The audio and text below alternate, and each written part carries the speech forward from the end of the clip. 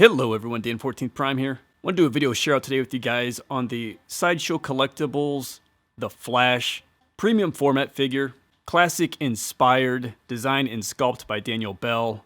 This is the exclusive version with the Captain Cold freeze gun in the left hand there.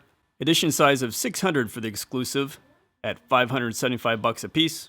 And then there's the collector's version, which will be just this here without the gun, $560. With an edition size of 1200. If you haven't checked out my unboxing video, be sure to do that. I'll put a card up here in the corner. I do all of the unboxing and assembly, as well as a visual overview of the piece. And in this video here, I just want to focus on my thoughts on the piece. And as always, if you're interested in picking up any collectibles or any online shopping at all, links down in the description below, Sideshow, Amazon, eBay. As always, any shopping of those links just supports the channel at no cost to you, and I do very much appreciate that. Aside from the exclusive with the swap out hand, one cool feature of this statue that you'll get in any version is swap out ears. He has the classic look on right here. And you can also do the more contemporary version here with more of the bolt effect. Those swap out with just a peg and gentle magnet. Otherwise, that's basically all that comes with the figure. And my advice here, I got the exclusive because I dumped like some coupons and reward points on this.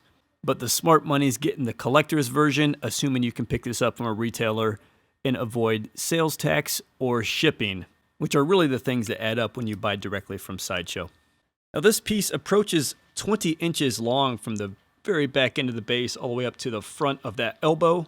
It is a very modest, maybe 9 inches wide, and about 18 inches to the top of the fingers. Now in terms of physical footprint, you're talking about 8 inches wide and about 16 inches deep or less because of that elevated flare off the back of the base. So let's jump into the review on this piece. And let's start off with concept and design. And again, design was credited to Daniel Bel, along with a few others that were also co-credited out on the website. Seems like Daniel Bel is getting more into pure creative work along with his excellent sculpting that he's known for. The design and concept is very straightforward. It's the Flash running, nothing novel. But I will say it is an iconic pose for this superhero. The base is incredibly simple, but still very relevant for the character. And personally, I prefer something like this versus, say, his cosmic treadmill. I feel like this is more of a general purpose base that can work for all types of settings and displays. Though simple, the base looks good. It's basically, torn up blacktop from him pushing off. You get a road yellow marker there. There's some rebar worked in there. So it does look good. It's painted nicely. And it definitely looks like a road that's basically breaking under the weight, if you will, of his push off and his speed. And I do definitely appreciate an efficient footprint from time to time. So the base is simple, but I'm happy with it. In terms of Flash himself, again, a running pose. A bit awkward, I will say. I tried to get into that pose. And I will say, having the arm like straight out like that is literally, that's even elevated a bit, angled up versus being parallel to the floor. It's even going up. Parallel is hard enough. That is kind of a wonky pose. It's difficult, it's uncomfortable. He does have some twist in the torso, which helps to accent that, but that is a very stretched out type of pose. That is what creates the flare to the arm, I think, which has gotten some discussion. But for me on things like that, you got to give Daniel Bel the benefit of the doubt. He's a master of the male anatomy and sculpting. So he's going to do everything to get the anatomy right, get the proportions right, etc. And I even took a ruler to it to measure it. And depending how you measure, those arms can be the same length. Depending if you measure this arm like around the bottom and up or more like through the middle. Around the bottom, it's the same length. If you start to go through the middle, it's a little shorter. But again, this is definitely more of an elongated type of motion. So it's expected. So for me, it passes sort of the measurements in the sense check, though it does have just this elaborate sort of visual look that can play tricks on you, but I think it is all done correctly. Otherwise, for the concept, I like that you get the contemporary and the classic swap out ears, but as previously mentioned, the exclusive on this is pretty weak. Not that that's a ding on the design, because I'm sure Sideshow sort of sets what's acceptable or not for something like that, but it certainly doesn't help the design in any way. So for design overall, solid, nothing novel, nothing spectacular, but for me, meets all expectations of what I want in a Flash statue. Next up here, let's talk about Sculpt. And again, Daniel Bel. He's earning himself a reputation for being quite the talent, particularly in the male superhero space. He's becoming like a Jim Lee in the digital sculpt. I mean, this guy knows anatomy, he knows muscles, and that's really what this Flash character is all about. It's like he just sort of sculpted in a skinless male anatomy, chiseled out every muscle, and at the end just threw a Flash suit over the top of it. He has a very strong sculpt here. For example, the shoulder here, all three heads of the deltoid sculpted in very prominently. You see that tie into the traps. You go down below, all through here, like the serratus into the obliques, the core through the abdominals. I like what he did with the legs. There's definitely full muscle bellies, just like through the quads and everything. You can see them all in there, but it's a lean, muscular look, not real bulky. The calves on this guy are competing for the Olympia, and he as well has a very muscular back. And what you've been seeing as well through the suit itself isn't like textured per se, but there are lots of these kind of panel effects, these lines that he's sculpted in, which creates these panels through the suit. You've been seeing them kind of all over the place, and that helps create some texture effect to the overall costume.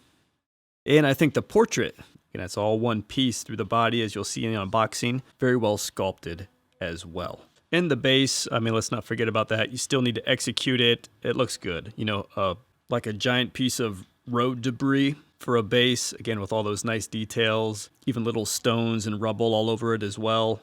Executed very well. So the sculpt overall is really excellent all the way around, I think. And again, I have no issues with the proportions, with the arm and all that. I think it does play a bit of an optical illusion, but I think everything is tight in terms of all the technical aspects of the sculpt, and it's done beautifully. Last up here, let's talk about paint. There's a few dimensions to it. First being just color palette. I'm happy with it. They went darker tones, which is pretty typical. So you've got a darker red with a lot of heavy shading, which I'll come back to. Kind of a darker mustard yellow as well. The road, pretty much black, stone colored. There's some rust on it. Yellow stripe that looks very worn. So the color palette all the way around, I think, is on point. I personally prefer a bit of a darker statue, so all that works for me. Next up then would be the shading. And let's definitely talk about this. What's interesting about this piece is I feel like they took two approaches on the shading. On the boots, they did kind of a typical, you've got the mustard yellow, and then they're using like a darker yellow to accent some of the sculpt and shade. And then there's some even, black sprinkled in as well. Love how the boots look. Now the red suit is heavily shaded. Like, I don't know that I've ever seen another statue shaded this heavily. It's damn near black in a lot of areas. And what they basically seem to have done is gone with the red undercoat, and then they've shaded black like everywhere to darken up the red, and then gone even heavier black in some areas, like the lower legs, like the forearms, where it is literally like more black than red. Not only that, but along all of these seams of the suit that I pointed out, they're all heavily shaded, and it's all sort of the same heaviness and thickness of shading. And this is where I think the piece has some opportunity, honestly. I think Daniel Bel's done call it robust sculpt, right? Very pronounced. There's a lot in the sculpt already that he's carved out, if you will, right? Now the shading needs to work with that. Too little shading, details don't show up. Too much shading, things can be a little overpowering. This starts to go a bit towards the latter. I mean, this is really heavily shaded.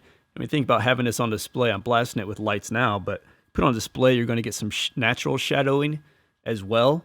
So personally, I think on the shading, they could have backed off a little bit, done it more like the boots, do the red and then darker red to shade a lot of areas, and then more selective with the black. So I knew when I pre-ordered this, it was a heavily shaded statue. I could see that in the photos, but man, it is a heavily shaded statue. And you may not like that, you may like that, maybe you won't care. But shading's a big piece of a statue. It works a lot with the sculpt. And on this one, again, I think sculpt and shading, they could have worked together a little better, probably, in my opinion. That being said, it doesn't ruin the piece, but it gives it a very unique look. I wouldn't want all my statues looking like this, but as a piece looking like this, it's still acceptable for me. And it sort of tells a story of just a more worn, maybe highly frictioned out, worn Flash suit. Though oddly, again, the boots aren't as worn, and the yellow striping through the forms and the waist really not worn at all either, or the ears. So it doesn't all hang together to tell that story, but it's probably what they were going for. And then last up, just the line work. I think overall solid. It's not perfect. There's some areas here and there where it bleeds across. Pretty typical of Sideshow. The paint's never 100%. It's usually like 95%, which is acceptable. Nothing enough to make you want to return the statue. Though I do have a random yellow paint blotch on my ankle. So that one does look weird and it is noticeable. So I'm going to contact Sideshow about that. But that's, again, separate from line work. That's just sort of like a sloppy something happened. There you have it, guys. That's my thoughts on the Sideshow, the Flash premium format figure. I like the piece. It's nice and tidy dimension-wise. It's a reasonable price. In a lot of ways, I prefer this over most of their DC line because it's much more traditionally classic in its look. They haven't messed with the look of the figure, the character. So I like that. The sculpt is very strong. Again, it's excellent standalone sculpt. And the paint overall is good. I like the color choice. Again, shaded very, very heavily. That's really my number one watch out for people looking to pick this statue up. Though I appreciate the arms getting most of the discussion heretofore, I think the arm is okay. So yeah, happy I picked up the piece, just kind of satisfaction across the board with it, really. But don't confuse that to mean it's boring. It has its interesting characteristics, as I've noted. So it's going to offer some things to stand out in your collection. All right, guys, thanks for checking in to hear my thoughts on the statue. Again, links down in the description below. Sideshow, Amazon, eBay. Any shopping of those links just supports the channel at no cost to you. So thanks very much for that. Please like, comment, subscribe. All of that helps the channel out very much as well. All right, guys, I'll see you next time.